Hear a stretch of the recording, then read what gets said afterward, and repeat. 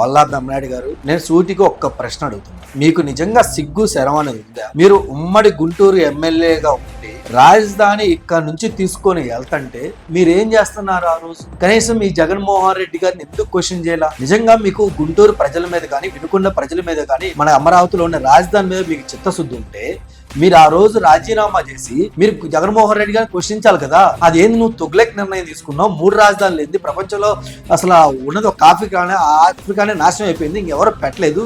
మన భారతదేశానికి కూడా ఒకే రాజధాని ఉంది. అసలు ఆంధ్రప్రదేశ్కి 3 రాజధానులు అంటే నీకు మైండ్ ఏమైనా పని చేస్తుందని చెప్పి ఆ రోజు మీరు జగన్మోహన్ రెడ్డి గారికి క్వశ్చన్ చేయడం రాక ఆయన కాళ్ళ మీద పడి సాక్షాత్ నమస్కారం చేసుకుని టికెట్ తెచ్చుకున్నారు. ఈ రోజు మీరు రైతుల గురించి, అమరావతి గురించి మాట్లాడుతున్నారా?